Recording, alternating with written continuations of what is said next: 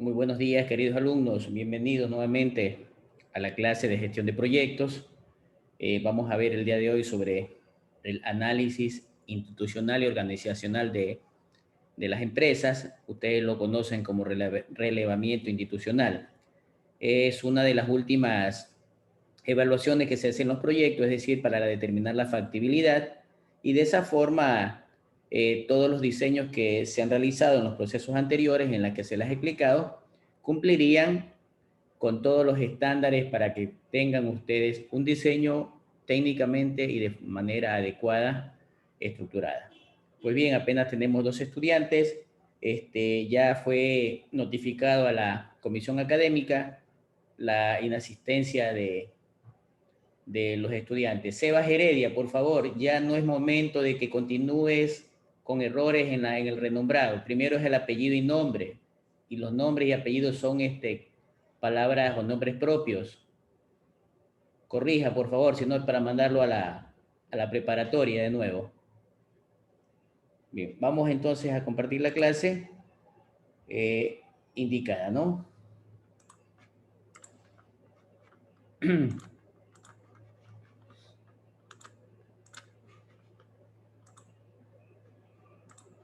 Bien, ahí tenemos entonces la presentación de la clase en cuanto al análisis institucional, a la que de aquí en adelante vamos a llamarle simplemente AIO, que es la abreviatura de este tipo de viabilidad o de factibilidad que se realizan los proyectos.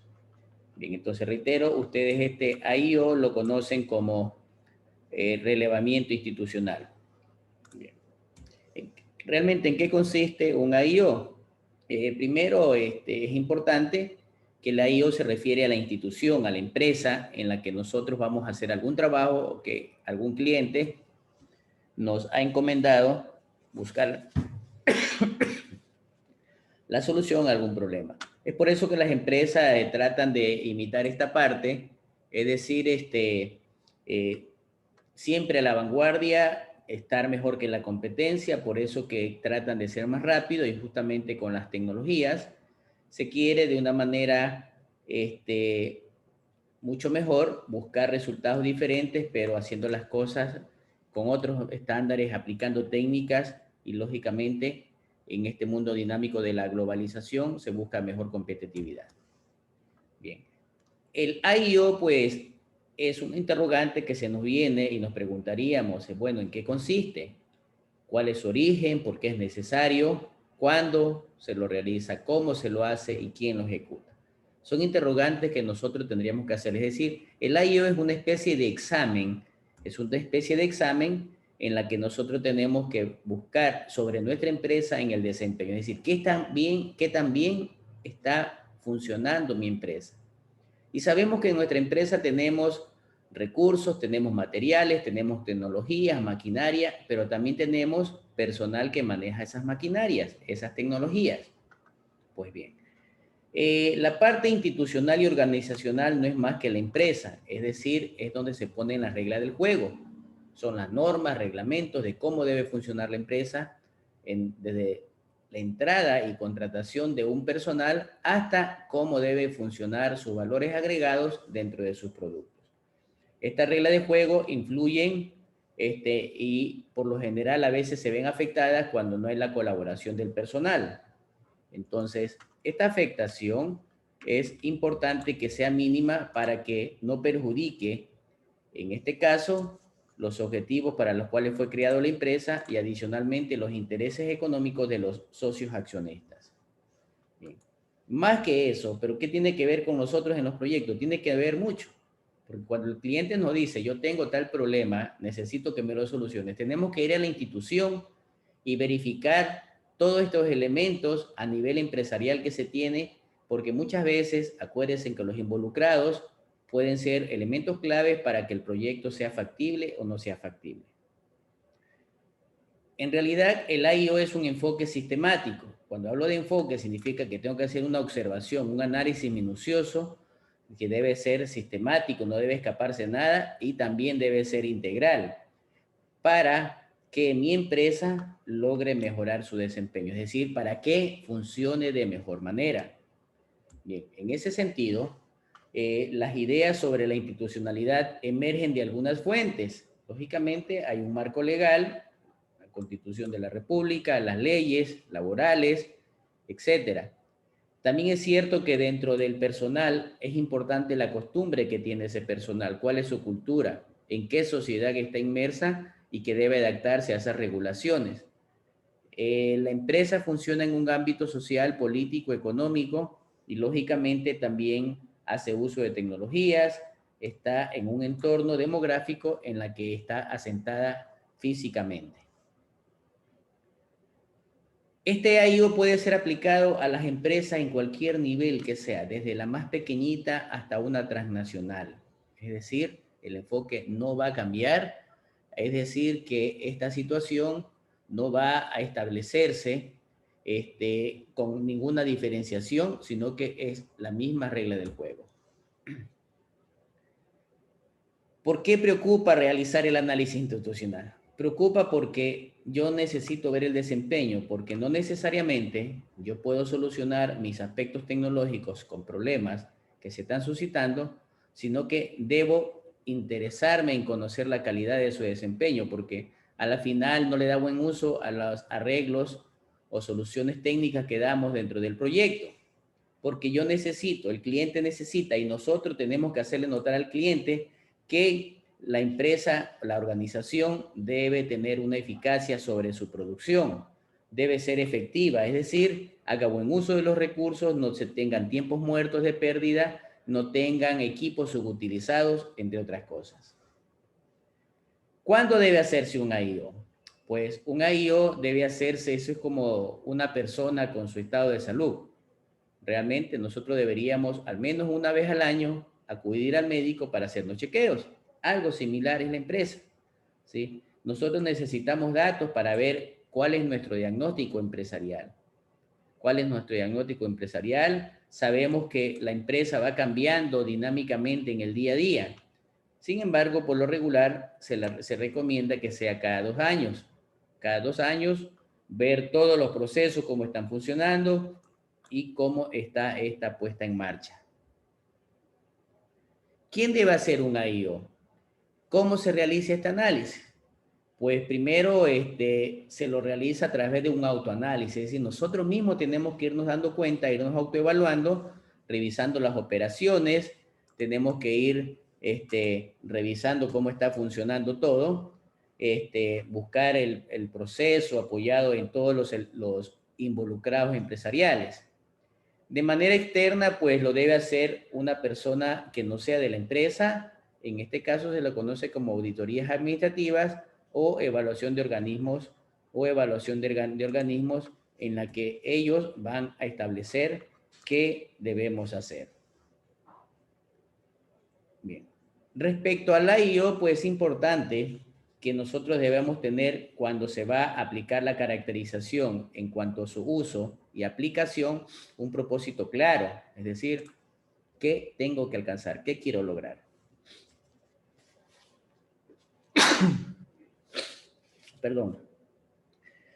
Utilizar un modelo útil, es decir, debo tener prediseñado todo un proceso de tal manera que podamos ir buscando todos los elementos que sean pertinentes, coherentes con lo que se necesita buscar del propósito. Buscar procesos apropiados y, lógicamente, tener una metodología no inventada o probablemente puede ser propia, pero debe estar probada.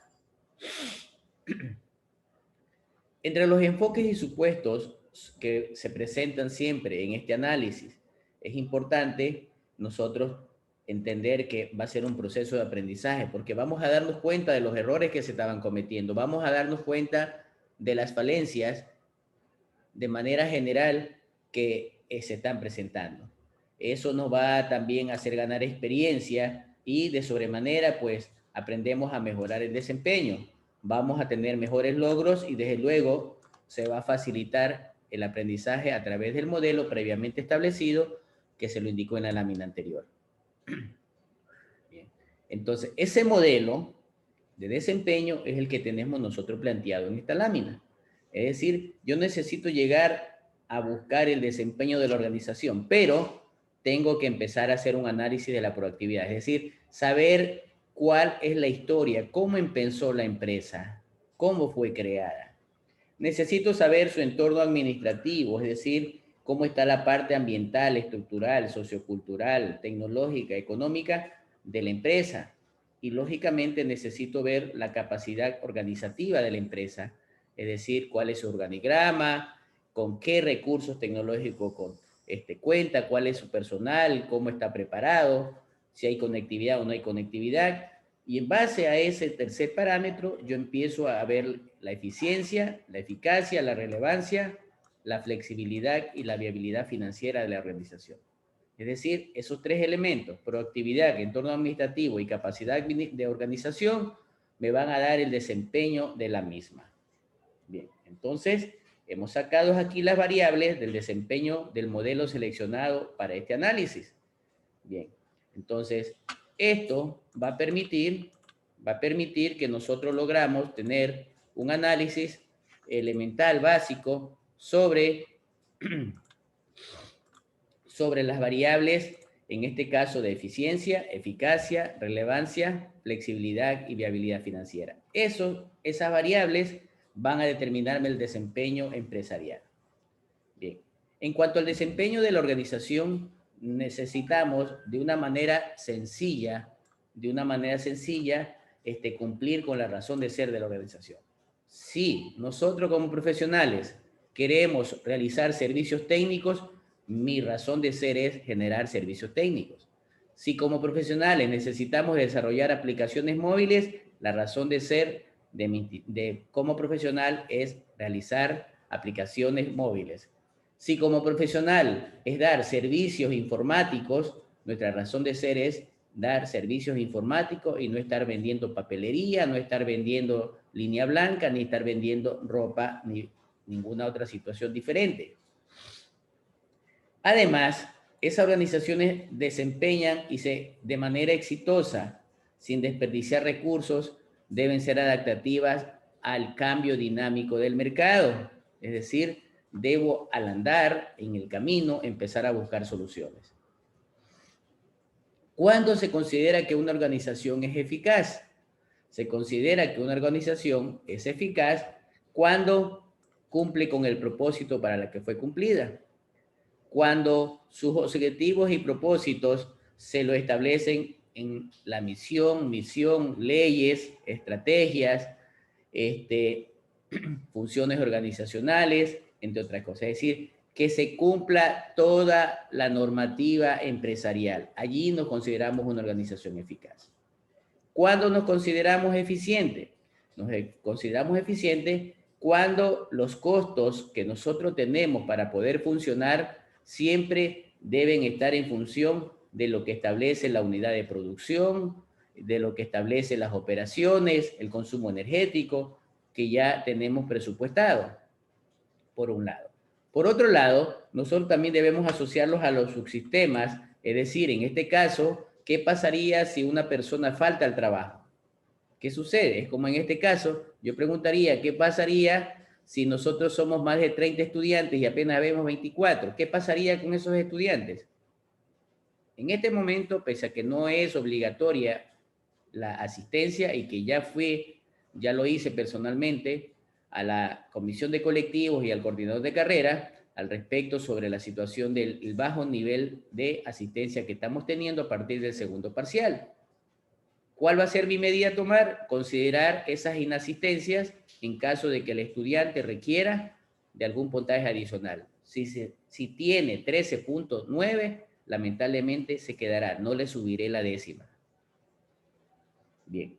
Además, nosotros necesitamos ver la tasa de conversión, es decir, los recursos, los materiales que necesitamos para producir un producto cualquiera, yo tengo que ver que no haya desperdicios al respecto. De esa manera, entonces nosotros logramos ver la eficiencia de nuestra organización.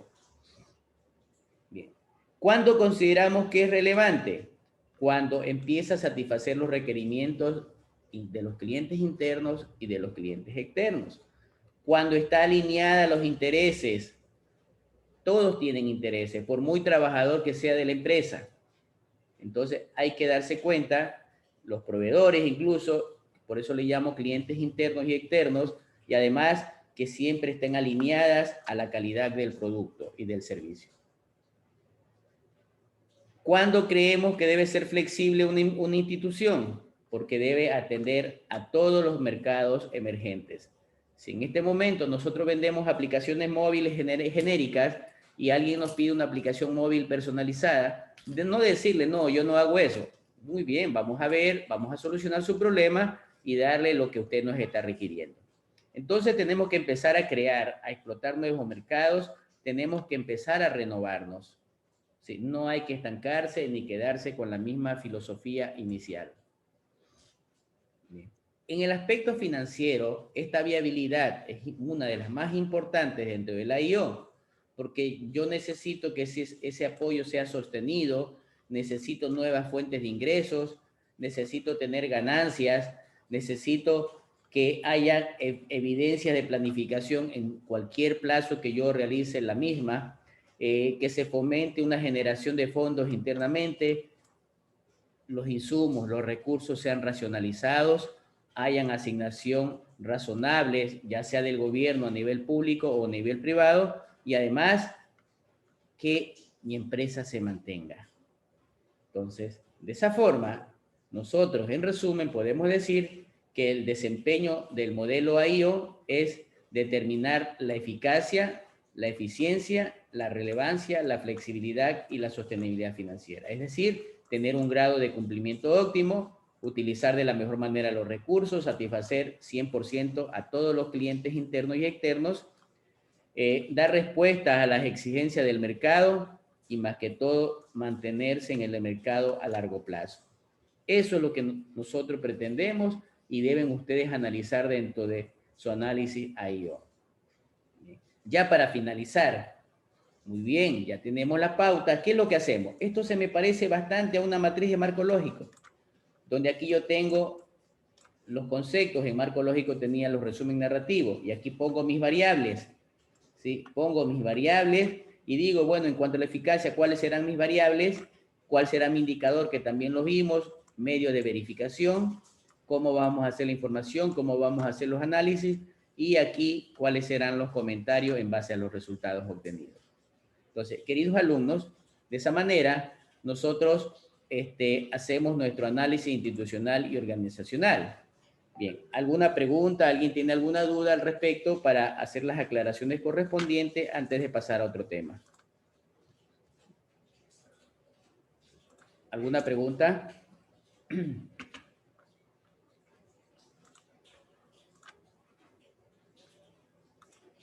Por favor, preguntas. Hola, hola, buenos Sí, días. buenos días. Yo tengo una duda. El grado de cumplimiento depende mucho de los objetivos organizacionales.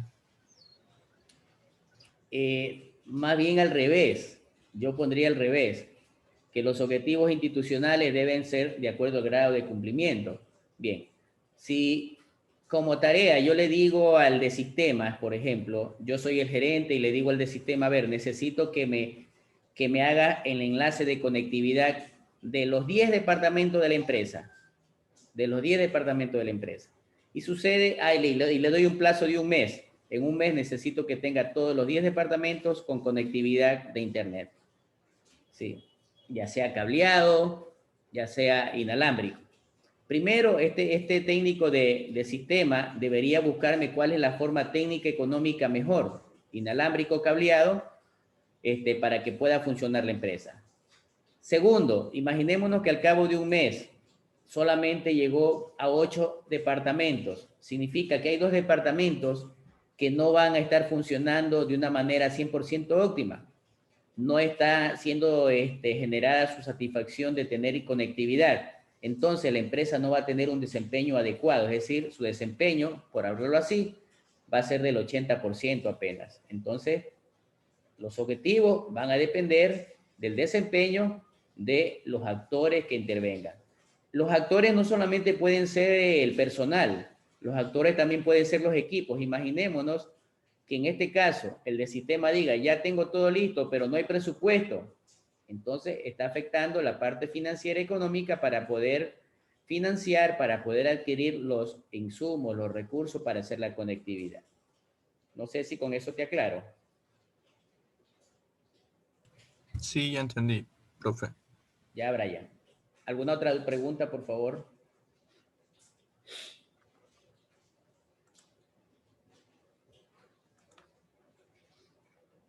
Preguntas, no hay nada más bueno.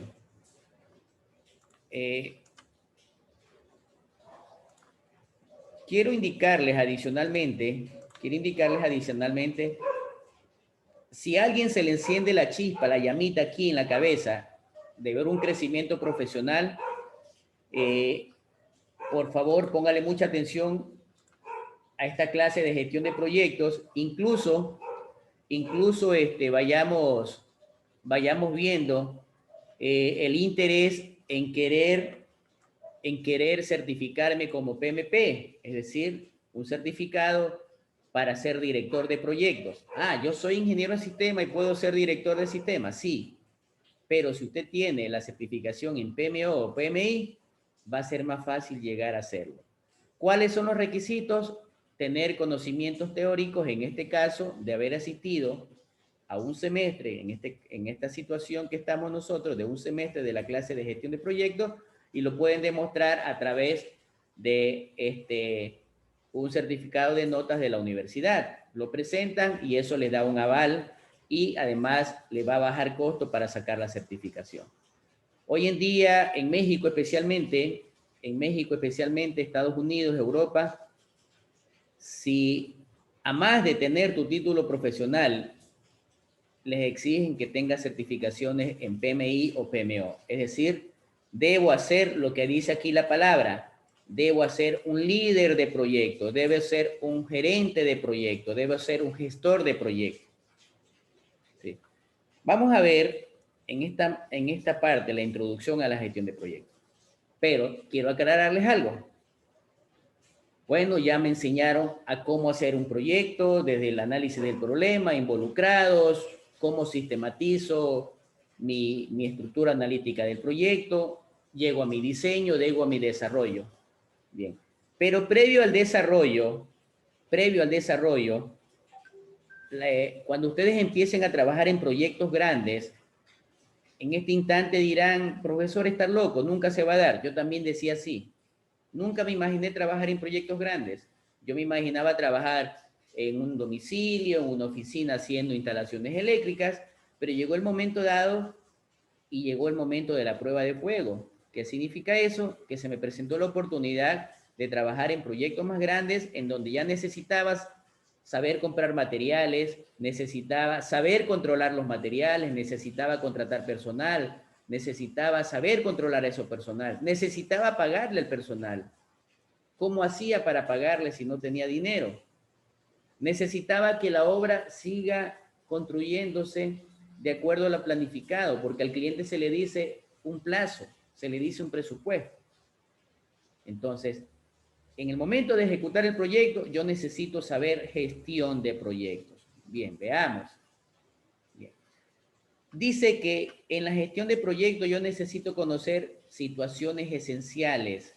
¿Cuál es la teoría de proyecto? Lo que ya hemos visto. ¿Sí? Y además, yo necesito conocer herramientas, entre las más elementales, el Excel y el proyecto. Bien. Debo entender de manera rápida. No les digo que se vayan a aprender de memoria.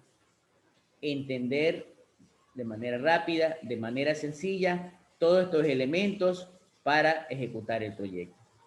Entonces, empezamos a tener una noción del PMBOK, libro que está en la biblioteca de la plataforma del TIM. Y nosotros de esa manera ya empezamos a ver cómo funciona la gerencia, cómo funciona el liderazgo ante la ejecución de un proyecto de manera universal. Y conocer algunas herramientas que se emplean en la gestión de proyectos. Entre ellas, vuelvo a reiterar, aprendan a manejar bien el utilitario del Excel. saber hacer gráficos, saber hacer, por ejemplo, voy en este momento a compartirles algo.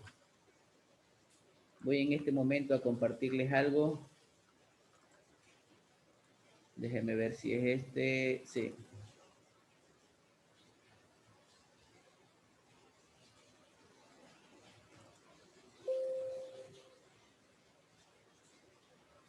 Bien.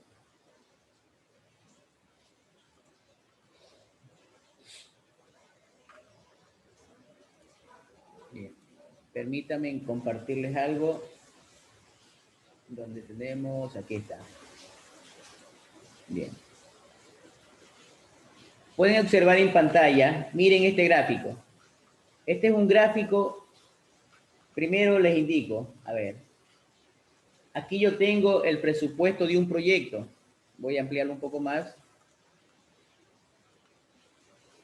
Tengo el presupuesto de un proyecto de cada una de mis obras, ¿sí? El valor total del proyecto y fase a fase como yo voy haciendo los gastos.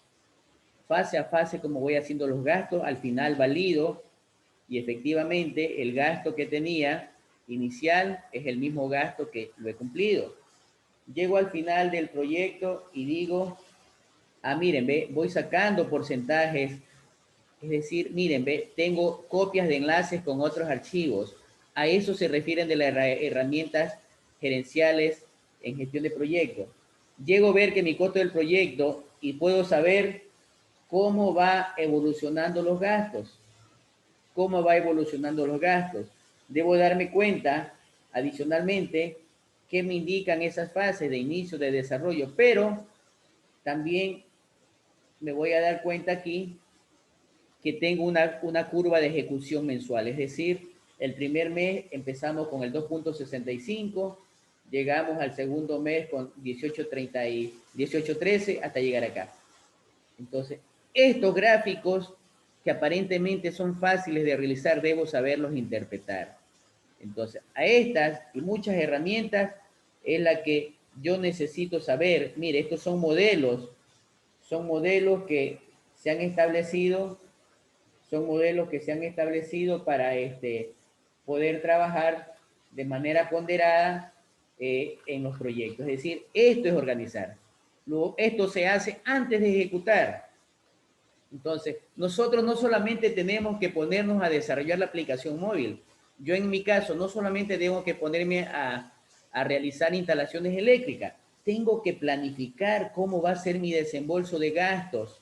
Entonces yo ya digo, ok, si tiene 5 meses, en el primer mes yo me voy a gastar casi $600,000 y tengo que llegar a gastar 21 millones de dólares. ¿Sí? Entonces, eso es lo que se consideran el manejo adecuado de las herramientas pertinentes,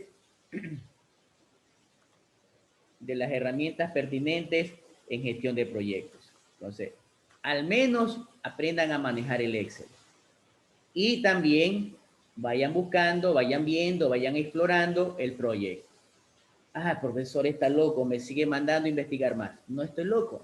Les estoy enviando a que aprendan herramientas porque esas herramientas le permiten ganar dinero. Hay empresas que le dicen, a ver, necesito a alguien que sepa manejar, que sepa utilizar el proyecto. Entonces, ustedes tienen que empezar a hacer los cronogramas de trabajo con el proyecto. ¿Sí? Entonces, sugerencia ya depende de ustedes, tampoco puedo estar atrás del niñero, ¿no? Les estoy dando todas las pautas para que empiecen a emprender. Bien. Históricamente, de manera general, el hombre ha evolucionado. Sí, siempre ha evolucionado. Gráficamente aquí lo tenemos. Me he tomado este gráfico del internet, en donde supuestamente nacimos o somos descendientes del mono y llegamos a estar como el mono en una computadora.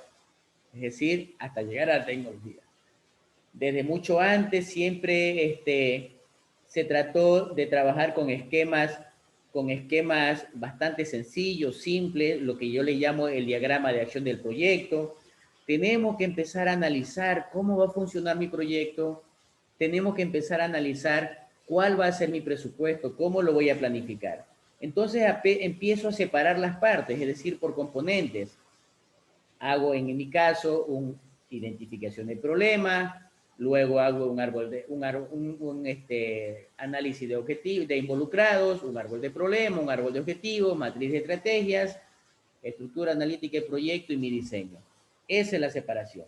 Entonces tengo que ver de manera separada cada uno cómo se comporta y al final tengo que unir esas partes porque en conjunto el proyecto tiene que funcionarme.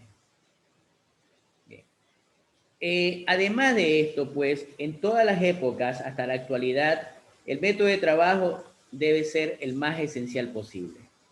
Filosóficamente, debemos tratar de reducir todo, es decir, hacer las soluciones simples, sencillas, como ponía por allí. Un problema es la solución inteligente o un proyecto es la solución inteligente a las necesidades del cliente. Yo necesito utilizar procesos racionales de una manera científica, es decir, aplicando las técnicas, metodologías adecuadas, específicas de la especialidad, que en este caso de la informática.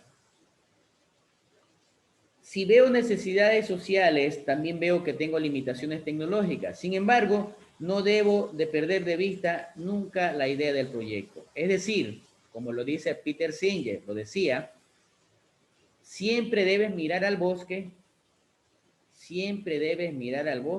pero sin perder de vista al árbol. Es decir, usted mira el bosque, pero usted céntrese en un árbol de los que quiere o que le gustó o del que quiere cortar. Bien. De manera general, hay una concepción del proyecto, en este caso, para identificar problemas y más o menos cuáles son los síntomas o signos de ese problema. Una cosa es poner un cableado estructurado para un punto de red. Otra cosa es configurar una computadora. Otra cosa es desarrollar una aplicación. A decir, búsqueme la falla, encuentre la falla. Bien, entonces yo tengo que revisar las salidas de los criterios de desempeño dentro de esa posible falla que se tiene.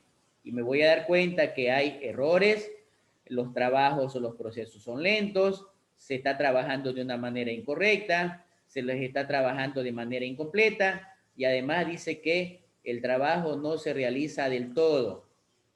Es la forma de cómo tengo que empezar a identificar las posibles fallas para que las cosas me estén generando un conflicto. ¿Qué más debo hacer? Observar. Observo el comportamiento del personal. Si asiste o no asiste, es lo que estoy haciendo yo en la asistencia a las clases. ¿Sí? A la final asiste, pero está desmotivado. A la final asiste, pero los están rotando de manera constante. ¿Sí? Los están rotando de manera constante. Bien. ¿Qué más tengo que hacer? Tengo que escuchar todas las sugerencias del cliente interno y el cliente externo, revisar las quejas, ver cómo puedo mejorar, verificar si se están generando pérdidas de ventas o si las ventas han bajado. Es la forma de cómo yo tengo que empezar a observar. Todo eso, revisión, observación y escuchar es el método científico. Bien. ¿Qué más debo tener presente? Debo tener presente como un profesional unas definiciones técnicas y que tengo que considerar. Bien, debo precisar y mantener qué es lo que quiero hacer. Si mi objetivo es resolver los problemas técnicos, entonces debo concretarlos. Normalmente nos preguntan, y disculpe, ¿qué estaba dañado? Mire, la verdad que puse a revisar el computador y estaban los cableados. Señor, ¿qué estaba dañado? Ah, ya, estaba dañado el puerto del internet. Sí. Concreto. Hay que ver que el proyecto, en este caso, el sistema informático de redes, de lo que sea, a nivel de la empresa, funcione y siempre debe contar con los planos a detalles. De esa manera me va a facilitar la solución de los problemas. debe darse un sistema con planes emergentes en caso de errores.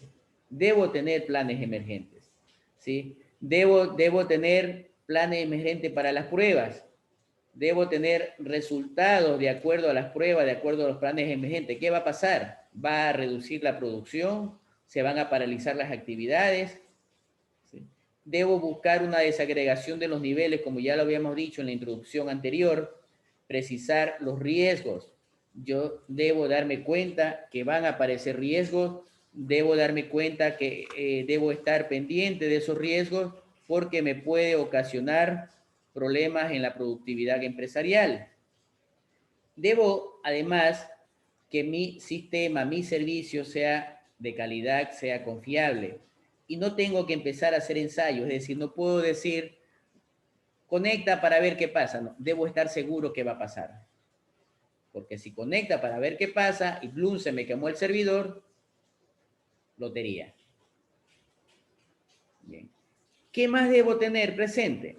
Debo tener una concepción sobre los medios. Es decir, los medios, acuérdense, quiero preguntar al grupo, ¿el árbol de objetivo qué relación tiene? ¿Cuál es la relación del árbol de objetivos?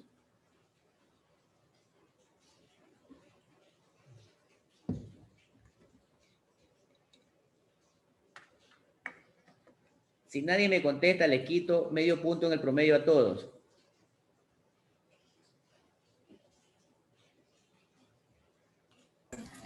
Buenos días. Es para dar soluciones a algún problema, para evaluar distintas ¿Cuál es soluciones. la relación del árbol de objetivos? Identificar los problemas. ¿Cuál es la relación del árbol de objetivos? Bien. Pueden ustedes saber mucho de técnicas de informática, pero si ustedes no saben proyectos, con mucha pena tengo que decirles que van a ser unos profesionales que no se van a desenvolver adecuadamente en su campo. Ustedes se olvidan con facilidad de las cosas, ¿sí? Aquí incluso está la palabra clave. El árbol de objetivo tiene una relación medios-fines. Por eso le hice la pregunta. Para tú poder lograr la finalidad de un objetivo necesitas medios, es decir, instrumentos. Y aquí está, observen, leen. Yo necesito presupuesto, necesito dinero, necesito equipos, necesito equipos especiales, necesito contar con todos los recursos para poder trabajar. ¿Sí? Necesito, ¿qué más? Necesito un plazo, necesito un plazo. ¿Sí? No, alguien me puede decir, oiga, necesito que me haga la instalación en media hora. Imposible técnicamente. Necesito un plazo que técnicamente sea el más adecuado. Bien. Por favor, les recomiendo, tienen todo el material, este material gratis que yo les estoy dando, sí, porque es un material personal que a mí me costó dinero. Todo este material que yo les he estado compartiendo y que está en la plataforma, a mí me ha costado más de $20,000 y se los estoy dando gratis. Y qué pena que ustedes no lo estén aprovechando. Pero bueno, al mismo tiempo, diría que para mí mejor, no voy a tener competencias. ¿Sí? Muchachos, discúlpenme que le diga, pero están todavía presentándose, tienen quizás ese pensamiento con el respeto de todos, sin tratar de ser peyorativo, sino discúlpenme que sea fuerte para ver si así despiertan. Están pensando como estudiantes recién de primer nivel. Ya tienen que pensar como ingenieros. Tienen que pensar como ingenieros. ¿Sí? Por eso cuando a mí los estudiantes me dicen, profesor, quiero que me dirija la tesis, le digo, no hay problema, pero yo soy fregado. Es decir, empiezo a analizar todas estas cosas y lo empiezo a cuestionar. Es para que aprendan y para que en el momento de la sustentación no tengan los inconvenientes. Entonces, reflexionen. Reflexionen. Es verdad que tienen un promedio muy bueno, pero las notas no reflejan qué tanto saben, al menos en gestión de proyectos. Bien, ¿qué debo darme cuenta de la organización? Debo darme cuenta que el proyecto de la organización debe ser convincente, debe permitirme toma de decisiones, que mi personal sea el adecuado. Si yo necesito una secretaria, es una secretaria, no dos. Si no necesito secretaria, entonces tampoco la contrato. Si necesito en el área de sistema 3 personas, un director, uno que sea para infraestructura y TIC y otra para aplicaciones y soporte técnico, suficiente. O si necesito un adicional para soporte técnico, ok, empiece con lo mínimo y luego ampliando de acuerdo a las necesidades que se tengan. Yo necesito tener un soporte de los recursos, materiales, herramientas, dinero.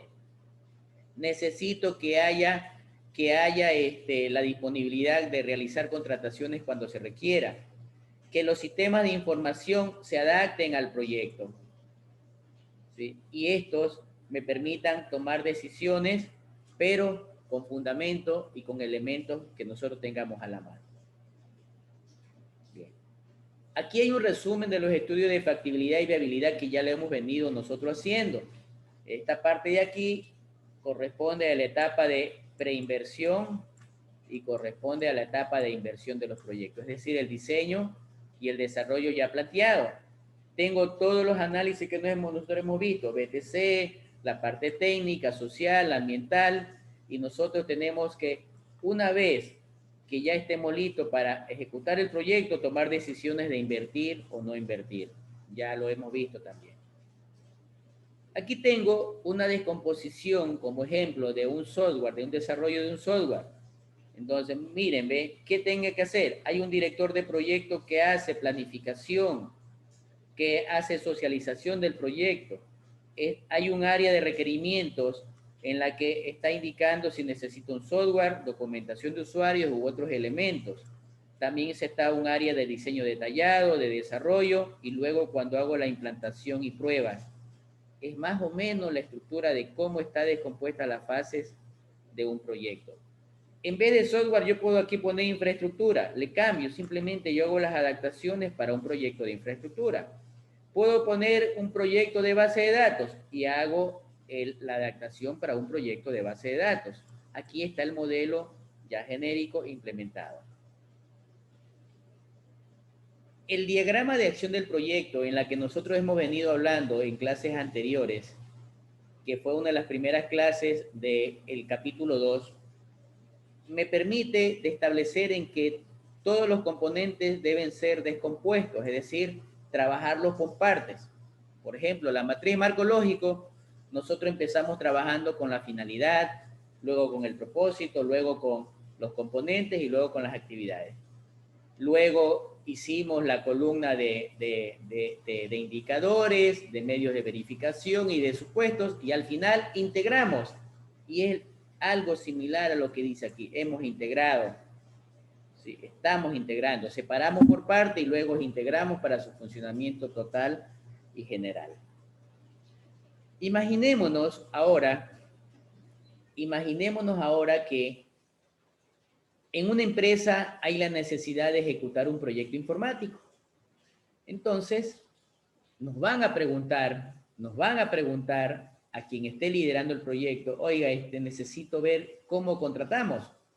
Entonces le va a decir, bueno, tenemos 3 alternativas. La primera alternativa de desarrollar el proyecto es coger a nuestro personal y contratar, o mejor dicho, o determinar a un líder del proyecto de aquí de la empresa, es decir, con personal propio. La segunda opción es trabajar con el personal propio y contratar a un consultor externo. Y la tercera alternativa es decir, bueno, trabajemos con personal propio y traigamos mejor a una empresa consultora. Entonces, esas son las alternativas que siempre se van a presentar en un proyecto. La primera opción, hay que darse cuenta, aquí vamos a tener algunas restricciones en la primera opción. La primera restricción es que si a alguien le dicen, para que seas el líder del proyecto, no, yo no quiero ser, que me van a pagar lo mismo, me va a absorber más tiempo, más responsabilidades, no quiero. Hay siempre esa evasión de no adquirir responsabilidades. Es verdad que probablemente, no vaya a ganar más, pero sí va a ganar experiencia. ¿Qué más tenemos? El profesional interno, los desarrolladores, los técnicos, los asistentes, van a decir, no, yo no quiero tampoco, porque no me van a pagar extra, porque si traigan a alguien de afuera, a él sí le pagan. Entonces, siempre va a haber esa restricción y esa resistencia a la colaboración. Bien. Todo esto que yo les estoy planteando son situaciones que ya lo he visto, en mis experiencias del ejercicio profesional. Pues bien, vamos ampliando más y podemos decir, bueno, ¿qué es la gerencia de un proyecto? ¿Qué significa ser gerente de un proyecto? Pues la gestión de un proyecto es una dimensión que está dentro de un proyecto, ¿sí? Va a depender de muchos factores, va a tener limitaciones de medios, de recursos, de toma de decisiones, entre otras cosas. En su conjunto me va a producir documentación, me va a generar documentación. Al final de un proyecto yo debo hacer un informe y ese informe tengo que irlo armando a medida que este vaya evolucionando. Y debo presentar ese informe de una forma estructurada para establecer si la gestión del proyecto es o no es exitosa. Bien. El gerente del proyecto debe tener una planificación coherente y además debe tener toda la planificación para lograr superar los riesgos que se presentan en el proyecto. Y de manera general, debo tener los conceptos claros de proyectos, los conceptos claros del PMI, del PMBOK en general. Adicionalmente, la gestión de proyecto debe estar bastante definida, debemos tener bastante entendimiento sobre la misma y adicionalmente a esto, yo debo establecer que el gerente va a ser un elemento, va a ser un gestor que me permitirá buscar soluciones en cualquiera de las condiciones o escenarios que tengamos en el proyecto. Es decir, será el responsable de mensaje a García. Es decir, si yo le digo, a ver, Edison López, usted va a ser el gerente del proyecto, tiene todo mi respaldo, cuenta con todos los recursos para que lleve adelante el proyecto de conectividad de la empresa. Si Edison viene y me dice, señor gerente, verá, le cuento que para hacer esa conectividad necesito, no me lo venga a decir, tome decisiones, hágalo. Más bien, venga donde el gerente y diga, señor gerente, está listo, vamos a empezar las pruebas. Entonces, debe buscar soluciones en cualquier escenario que este sea posible. No me va a venir a decir, señor gerente, miren que me falta un tornillo, por favor, búsquelo, cómprelo. Bien. Entonces, la gestión de proyectos son responsabilidades que adquiere cada persona en el momento que empieza a ejercer su profesión, ¿sí? ¿Qué me permite identificar? De que si ya estoy contratado o no, si estoy cumpliendo lo que indica el contrato y lógicamente tengo que vincularlo a algún responsable al quien yo tenga que rendirle cuentas. Para esto, entonces, ya me empieza a aclarar el panorama y digo, bueno, ¿cómo empiezo? Aquí está el inicio. Tengo definido el ciclo de gestionar el proyecto. Lo que nosotros vemos en verde, que es el número 1, es la fase número 1 de la gestión de proyecto. Es decir, yo ya tengo diseñado mi proyecto y tengo que empezar a preparar para poder iniciar el desarrollo.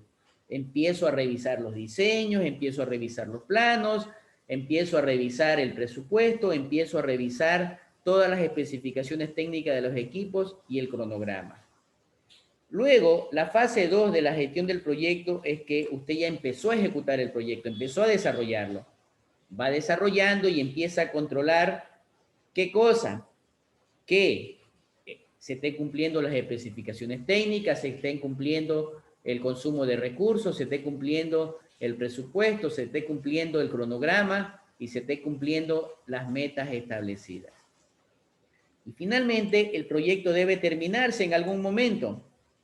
Ya se terminó el proyecto, se hizo las implantaciones, pruebas y ajustes necesarios, entonces empezamos a hacer un informe de término del proyecto. Es decir, un informe de término del proyecto indicando si está aceptado a conformidad o no está aceptado a conformidad. Debo tener claro el ciclo de proyectos. Miren, ve, aquí yo inicio, reviso el diseño, el desarrollo y finalizo. Cuando hablamos de la C4, que la tenía por aquí, esa C4 representa la calidad, perdón, la cantidad, qué tanto me pidieron, la calidad, cumplimiento de especificaciones técnicas, cumplimiento del presupuesto y cumplimiento del cronograma. Es decir, siempre vamos a hacer énfasis en que la gestión del proyecto debe cumplir la C4. Queridos alumnos, casi profesionales y que me tienen preocupado, ya les observé anteriormente, a nivel de proyectos nosotros tenemos a nivel mundial múltiples entidades que me generan beca, que me dan acogida para capacitarme, que me dan acogida para gerenciar proyectos, para participar en proyectos. Y son las que tenemos allí. Al menos 7 tenemos establecidas allí en ese caso. Bien. En cuanto al PMBOK, pues es uno de los elementos que voy a hacer hincapié, y por eso les compartí el libro, la última edición.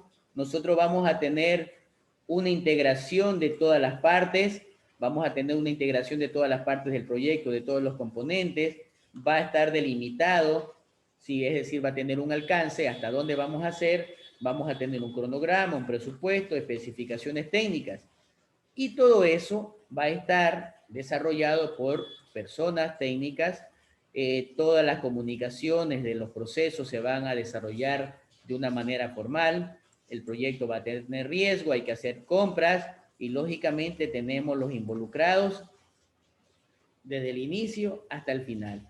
Al inicio nos van a decir, estoy de acuerdo con lo que me ofreces, al final tú me ofreciste esto, ¿dónde está? Bien. El PMBOK, uno de sus apartados son las áreas de conocimientos, ¿sí? Son las áreas de conocimiento, en este caso tenemos 9, que son las que le acabo de mencionar. Debo integrarlas a través del uso de herramientas y técnicas para que yo al final pueda verificar el éxito o el fracaso de mi proyecto. Los grupos de procesos de gestión, en cambio, también yo voy a tener en este caso, cuando inicia el proyecto, con procesos de planificación, empiezo a ejecutar, cuando ejecuto hago los procesos de seguimiento y finalizo con un cierre. Son las fases, entonces, que se va realizando dentro del proceso de la ejecución del proyecto a través del tiempo. Bien. Aquí yo tengo, en cambio, una combinación de los grupos de proceso con las áreas de conocimiento. Tengo aquí el grupo de inicio, planeación, ejecución, monitoreo y control. Yo veo que al inicio no interactúa con nada, la planeación, la ejecución, el monitoreo, y el inicio, perdón, interactúa con los involucrados. Planeación, ejecución y monitoreo con adquisiciones, también con gestión de riesgo, con comunicaciones, con recursos y calidad. Costo, tiempo y alcance, se lo ve en la planificación. Costo, tiempo y alcance también se lo ve en el monitoreo, porque tengo que ir comparando. Entonces, miren, aquí tenemos una lámina interesante de cómo interactúan los grupos de las áreas de conocimiento con los grupos de proceso del PMBOK. Bien. El gerente del proyecto, el PMO, el PMI, el director del área de sistemas, ¿sí? ¿Cuáles son sus funciones y responsabilidades? ¿Sí?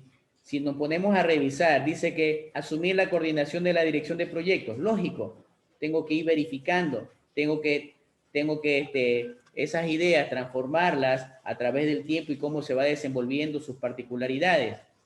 ¿Qué más? Debo verificar que haya un cumplimiento en el control de los estándares. Debo verificar que se da soporte y planificación en la gestión de los recursos, es decir, cediendo los materiales. Asesorar en todo lo que se pueda y también ir viendo las revisiones correspondientes. Es la función de un PMO, es la función de un director. ¿Sí? No es difícil, pero necesito tener los conceptos claros y frescos. Bien. ¿Cuándo tenemos una mala gestión? ¿Cuándo el gerente no está funcionando? ¿Cuándo el proyecto no está funcionando? Empezamos a ver errores, empezamos a ver fallos y empiezan a detectarse a modo ajustado, en marcha mortal o fuera de control. Es decir, los encontramos a tiempo, los detectamos, falla mortal, es decir, que está colapsando y fuera de control cuando ya no hay nada que hacer. Bien. ¿Cómo hacemos frente a los problemas? Vamos a hacer frente a los problemas primero, y es algo que ya es innato, nosotros vamos a tener el apoyo de la base tecnológica. Segundo, vamos a tener una actuación predictiva, es decir, prevenir, no corregir, ¿sí? Y ya si no se puede prevenir, pues entonces hay que hacer las recorrecciones a través de recuperaciones. Pero es nuestra responsabilidad como gerente de proyecto. Bien. Yo debo hacer un control y seguimiento. ¿Por qué? Necesito asegurar la calidad. Yo no necesito estar detrás de nadie, en este caso, de ningún trabajador, ningún obrero, diciéndole, oye, haz las cosas bien. Él ya debe saber que tiene que hacer las cosas bien, desde el inicio hasta el final. ¿Sí? Debo asegurar la calidad.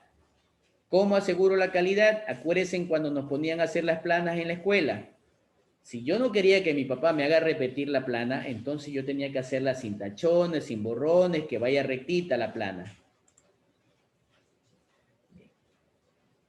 Llegamos al control de proyectos, que es lo que tiene que hacer prácticamente el gerente, y observamos que el control de proyectos se lo hace en la planificación, cuando vamos a estimar costos, es decir, a sacar los presupuestos, cuando ya el presupuesto esté establecido y verificar que los costos estén dándose. Tengo que ver los riesgos que no se den, porque si no me puede llegar a afectar el proyecto, y además tengo que ir controlando las actividades. El trabajo de un gerente, es verdad que al inicio te pueden pagar lo mismo, pero la experiencia que ganas después solita va a tener un precio que te van a tener que contratar y te van a generar un buen sueldo. ¿Cómo hacemos los procesos de controles de cambio? Pues aquí tenemos un organigrama en la que primero verificar si hay la necesidad de hacer el cambio. Segundo, generar la petición, o sea, la solicitud. En este caso, yo empiezo a hacer las revisiones y verifico si están completas o incompletas. Si está completa, empiezo a evaluar la petición. Puede que no se apruebe, y si se aprueba, empiezo a documentar, a planear y realizar una auditoría. Tenemos que trabajar de manera formal, y aquí les estoy presentando los apartados de la formalidad. Bien. Para finalizar, ¿qué es lo que tenemos que descartar para tener claro en la gestión de proyectos? Primero, en que yo necesito tener claro mis definiciones. Segundo, buscar al PMBOK para tener claro el área de conocimientos, para tener claro los procesos. Debo tener esquemas de organización previamente establecidos en función del PMBOK. Además que esto me permite tener acciones predictivas, actuaciones predictivas, contar con herramientas que siempre las debo tener a la mano, y además dice que en la gestión de proyectos es un proceso de aprendizaje, me permite ir aprendiendo día a día.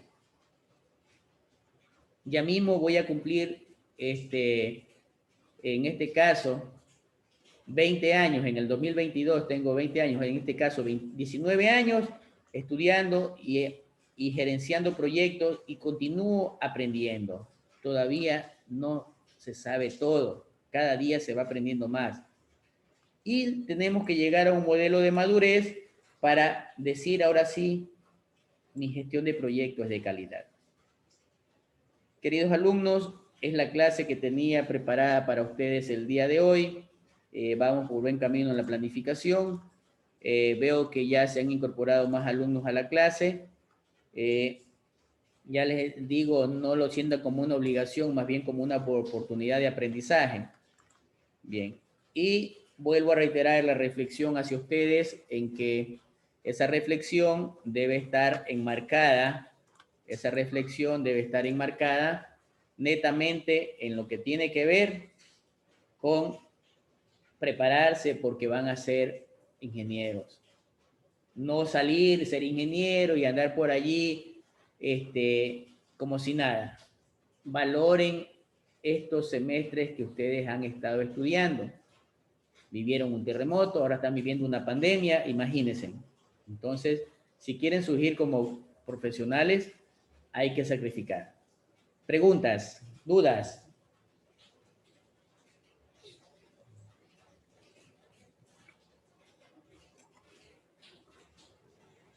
Una pregunta, ingeniero. Sí, Steven. En lo que se lleva a cabo el control del proyecto, usted mencionó un punto que hay que tener responsabilidad, sobre todo, para no caer en el error. Y si en el grupo de trabajo se llega a ver irresponsabilidades y cae en el error. Ya. Muy buena pregunta, Steven. A ver, lamentablemente cuando uno llega a ser gerente de proyecto, en el caso de usted en los trabajos, hay un coordinador, hay un líder, hay un responsable. Esa persona responsable del grupo de trabajo de usted en la tarea o en un trabajo profesional, uno tiene que empezar a notificar a la persona que está incurriendo en el error. Suponiendo, a ver, Patricio, tendrás que cumplir, veo que no estás cumpliendo, veo que estás atrasado. Bien, primera ocasión. Si vemos que persiste trabajando de la misma manera, entonces ya le hago un WhatsApp, un correo, indicándole el incumplimiento. Si vemos que persiste la situación, entonces comunicar al profesor, si es la tarea, o comunicar al gerente de la empresa. Se comunica que hay estos errores con las responsabilidades en Pedro, Juan, Luis y Alberto. ¿Sí? Porque si usted se queda callado, entonces el culpable va a ser usted. ¿Ya? No, lamentablemente en los proyectos no podemos asumir responsabilidades de otros. El culpable que tenga que ser, tenga el culpable. Ah, que el compañero se va a poner enojado conmigo, se va a poner enemigo. Que se ponga enemigo, pero que no digan que usted es el responsable o el culpable del fracaso del proyecto. ¿De acuerdo? Steven, ¿está claro? Sí, ingeniero. ¿Alguien más? Yo, buenos días. Hola Marjorie, buen día. Ya, mi pregunta es respecto a las alternativas. Usted nos decía que podría ser de la misma empresa, una empresa externa o un consultor externo. ¿Cuál sería la más recomendable? O podría utilizarlas todas en conjunto. Realmente todas son recomendables. Lamentablemente la alternativa 1 es muchos problemas porque hay resistencia al cambio. El personal interno de la empresa casi siempre no quiere asumir responsabilidades. En otras palabras, busca la solución más fácil. Ah, ya estoy ganando bien. ¿Para qué voy a meterme a problemas? No me van a pagar de más. Ya. Entonces, si queremos solucionar esa primera opción, es incentivar a ese personal. Es decir, muy bien, muchachos, ustedes van a ser responsables del proyecto y se les va a dar un bono mensual de X cantidad de dinero. O se les va a subir el sueldo en el proyecto hasta que finalice el proyecto de tanto. ¿Ya? Pero ahí viene un problema. La empresa no va a querer sacar presupuesto extra. Bien. Pero puede darse la opción del incentivo. Las opciones 2 y 3 son de las más adecuadas. Sin embargo, la 3 va a salir muy cara. La opción 3 va a salirme muy cara. Ya. Eso no implica a que usted invite a la consultora o al consultor a negociar. ¿Sí? A negociar. Bien, desde el punto de vista económico. Desde el punto de vista técnico, sí es verdad, las opciones 2 y 3 son las mejores.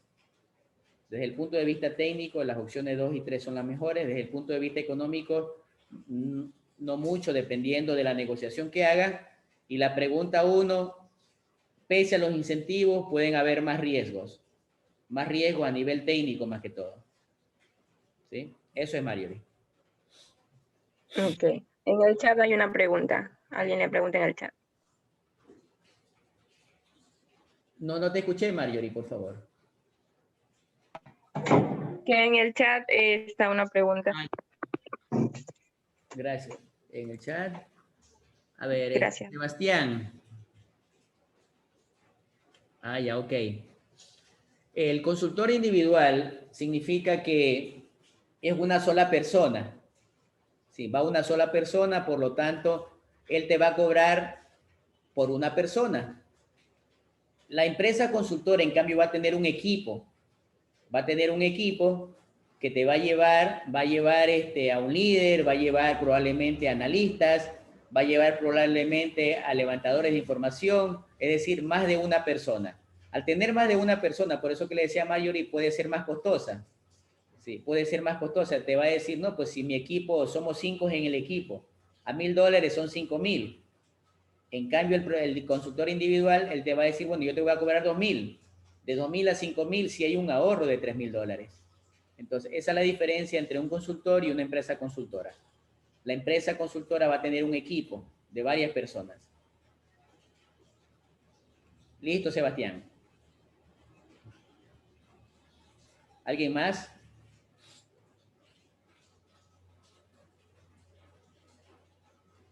Bueno, no hay, les agradezco a quienes participaron con sus inquietudes.